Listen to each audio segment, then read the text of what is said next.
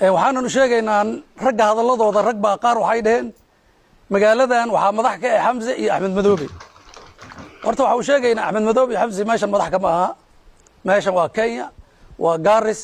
waxaa laga doortay MP waxaa laga doortay senator waxaa laga dooran jiray oo jooga wasiir gaashaandhig dadka madaxda ka ah Garis waa la yaqaanaa Axmed iyo Xamse hadday wax tarayaan hadday wax goynayaan Soomaaliya jiraan marka arintaana ragga afkaas ku hadlay waa inay apologize ka bixiyaan oo inkiray raggii magaaladan madaxda ka ahaa marka taasna waan leenahay rag kale oo Tolmuge kulay iga dambeynaya Tolmuge wuxuu meeshan kale maanta iskugu imaaday walaalahooda maqaabul inay arintaas sabeen ku xiraan ka raali geliyaan ama ku xireen sabeen baan ku xirnaan leenahay waana ka raali gelinay walaalayaal welcome soo dhawaad marka hore waan bogaadinayaa odayaasha beesha Tolmuge iyo dhaqanka beesha Tolmuge ee Gaarisa ka hadlay waxaan ku bogaadinayaa garab istaaga iyo ayaka tashiga degmada Badhaadhe ay u muujiyeen walaalahooda beesha maqaabul iyaga oo si cadna ugu hor yimid odayaal doonayay in ay iska hor keenaan labada beelood ee wada degan degmada Badhaadhe taasoo degmada Badhaadhe 20 sano u dambeysay inta badan ay gacanta ku hayeen cadowga ummadda Soomaaliyeed degmada Badhaadhe waxay ku taalaa dhul istiraatiiji ah oo intiisa badan saaran xeebta badweynta Hindiya degmada Badhaadhe wax 20 sano ugu dambeysay ama 30 sano ugu dambeysay wax horumarin iyo wax istiraatiijiyad dawladeed ah oo ka hirgalay ma jirto iyadoo oo intii uu Axmed Madoobe xukunka joogayna aynan jirin wax loo qabtay dadka ku nool degmada Badhaadhe marka waxaan bogaadinayaa labada beelood ee walaalaha ah ee la yimid hindisaha nabadeynta degmada ay degan yihiin iyo sidii xal waara loogu heli lahaa arrimaha Jubbaland iyo arrimaha doorashooyinka iyaga oo maalmaha soo socdana ay qabsan doonaan shirar ay uga hadlayaan aayahooda mustaqbalka iyo aayaha degmada Badhaadhe iyo aayaha deegaanada Jubbaland beesha maqaabul iyo beesha Tolmuge oo shirar ku qabsan doona maalmaha soo socda Gaarisa Nairobi Muqdisho iyo Kismaayo iyaga oo ku hamiyaya siday u hanan lahaayeen kursiga ugu sareeya Jubbaland si wadar ogolah ama si la isla ogol yahay Jubbaland si ay uga dhacdo doorasho xalaal ah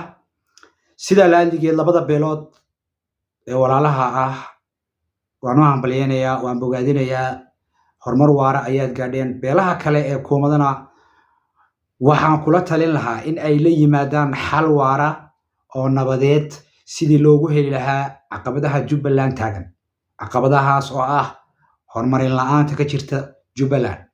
doorasho la'aanta ka jirta Jubbaland sidii looga hortagi lahaa cadowga sidii loo xoreyn lahaa deegaamada kale ee Jubbaland waxaad ogtihiin dhibaatada ragaadisay beesha kuumade ee uu horseeday madaxweynaha Jubbaland Axmed Madoobe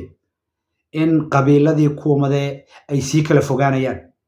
qabiiladii wada dhashay oo nacayb aad u weyn dhexdooda ka sii abuurmayo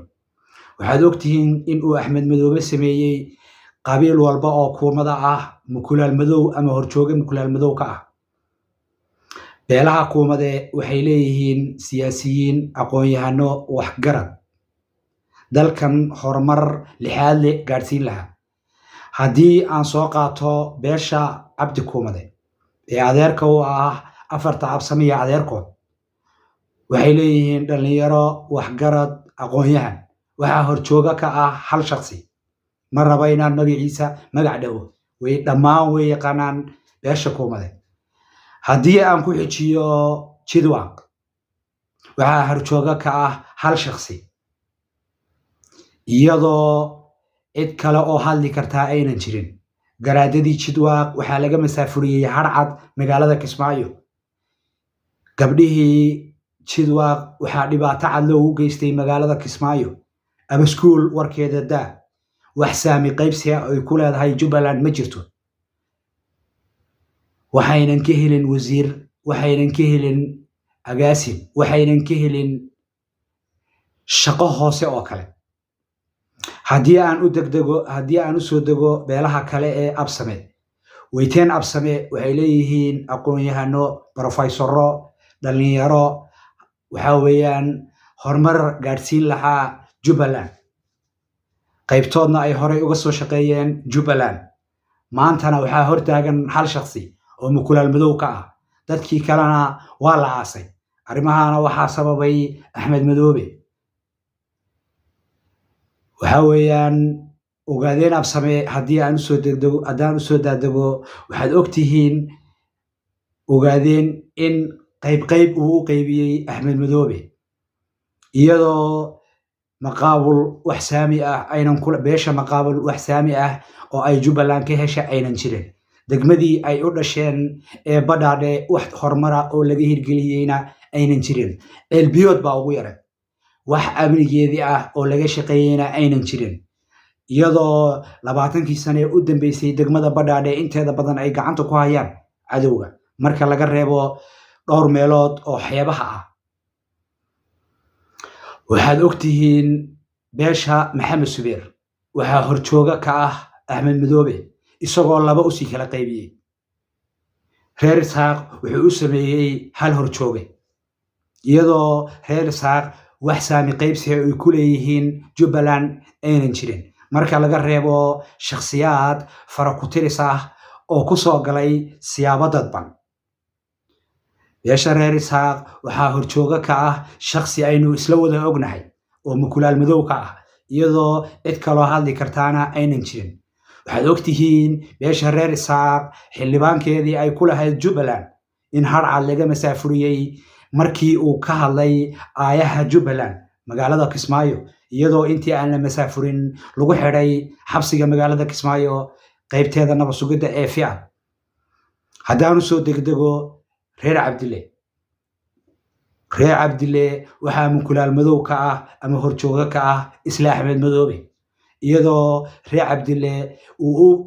yahay qabiil aad u fara badan aqoon-yahano leh dhalinyaro leh waxgarad leh sidaa la adligeed saami qaybsi kale oo ay ka helaana aynan jirin deegaanadii ay deganayeenna wax horumara iyo wax istiraatiijiyadeed hadday noqoto kaabayaashii dhaqaalaha ama kaabayaashii horumarinada midna aan laga fulin qaybaha deegaanadii ay deganayeenna weli cadowga ay gacanta ku hayaan haddii aan u soo dhaadhaco beesha Tolomoge wuxuu u sameeyey mukulaal madow iyadoo wax saamiya oo ay ka heshay Jubbalandna aynan jirin marka laga reebo xubnahaas mukulaal madowda ah ee ku qaraabta magaca beesha Tolomoge waxaan leeyahay dhammaan beesha kuumade aqoon-yahankeeda waxgaradkeeda indheed garadkeeda cuqaasheeda iyo culimada diinkeedaba waa inay la yimaadaan xal waara oo ka hirgala Jubbaland sidii gacanta loo soo gelin lahaa deegaamada maqan sidii horumar istiraatiijiyadeed nabadeed iyo kaabayaashii dhaqaale looga hirgelin lahaa Jubbaland siday uga dhici lahayd doorasho wadar ogol ah oo degdeg ah iyadoo 13 sanaba Axmed Madoobe uu isagu isku caana shubay qabanayay doorasho sharciga baalmarsan qabanayay doorasho dastuurka liddi ku ah sidaa la adligeed dhammaan beesha kuumade aqoon-yahankeeda culimada diinkeeda waxgaradkeeda waxaan ugu baaqayaa inay la yimaadaan xal waara oo degdeg ah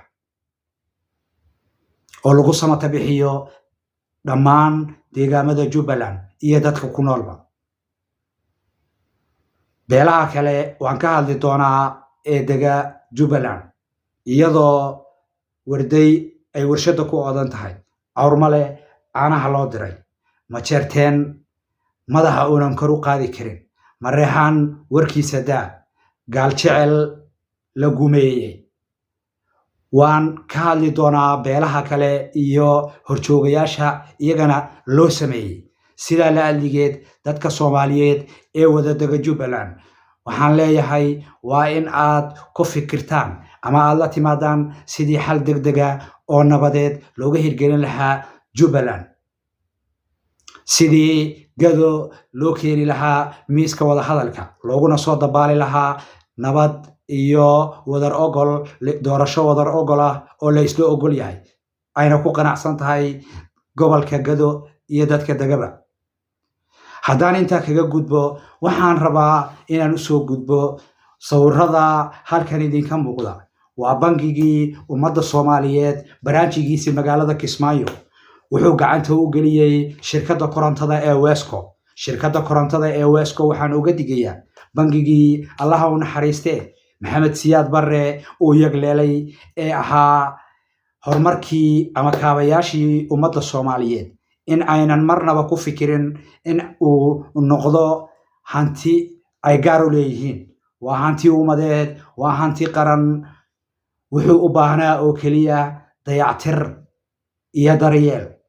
markii loo sameyn waayay dayactir iyo daryeel ayuu Sicad Axmed Madoobe wuxuu uga iibsaday shirkadda korontada Wesco. shirkadda korontada Wesco waxaan ugu baaqayaa, waxaan uga digayaa sharci darrada uu Axmed ku dhaqmay inaan kaga daba dhaqmin. haddii kaleeto in sharciga la idinla tiigsan doono. waxaad ku dayrateen jiingad, waxaad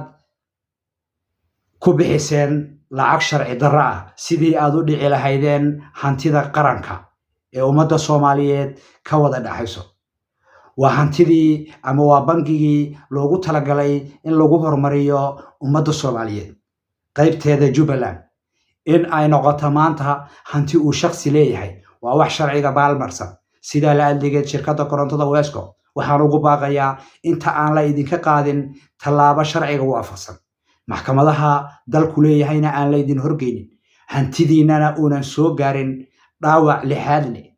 magiciinni iyo sharaftiinnuna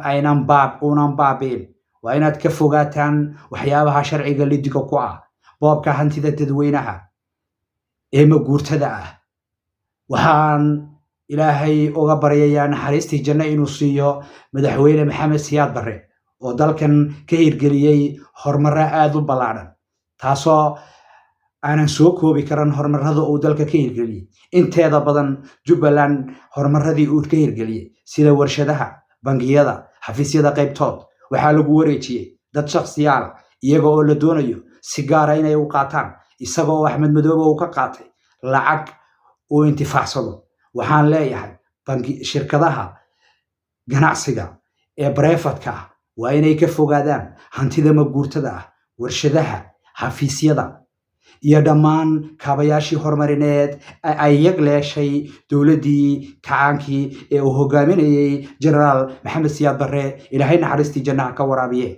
waxaan rabaa inaan hadalkayga kusoo gabagabeeyo. dadka reer Jubbaland waxaa laydinka fadhiyaa sidii aayihiina aad uga tashan lahaydeen, xal degdega oo waarana aad ula imaan lahaydeen. wasalaamu calaykum waraxmatullahi